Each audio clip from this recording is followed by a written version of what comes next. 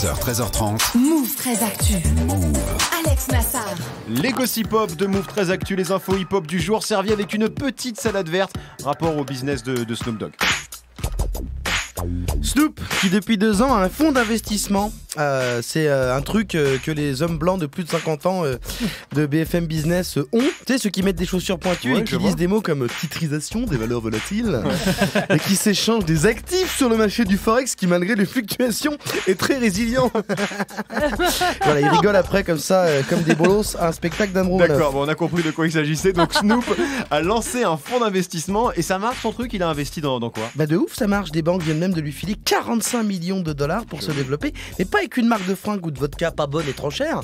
Snoop, il investit dans le business de la weed. Alors il n'est pas devenu dealer, calmez-vous. Il n'est pas porte de la chapelle avec une banane Lacoste. Je parle de weed thérapeutique.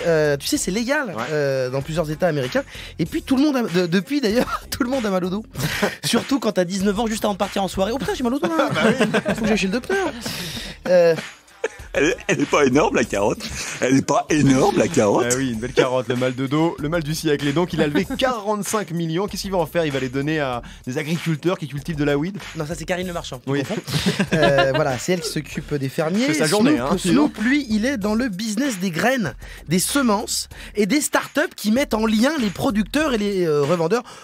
Le Uber du Toshi, quoi. Voilà, très bien résumé, très joli projet. C'est incroyable comment le business autour du cannabis se développe aux États-Unis. T'as aussi des news de Caris, je crois. Le KAA qui vient de se faire déprogrammer d'un festival en Belgique, le Saint-Louis Festival, qui a lieu en avril à Namur. Si tu connais pas, avant ça s'appelait le Saint-Louis Rock Festival. Tu connaissais pas non plus. Non. Bref, le festival a décidé que les paroles de Caris ne correspondaient pas aux valeurs de l'établissement. Et ça fait mal. Et ça fait mal. Surtout que se rendre compte qu'un mec est pas raccord avec ton festival moins d'un mois avant, c'est crédible. Ah oui, très, oui. On y croit. Genre, tu l'as fait venir, tu l'as pas écouté. Il y a pas Spotify en Belgique. Allez, c'est bon. Entre ça et Damso, c'est compliqué de faire du rap quand t'es noir avec une barbe dans le plat pays.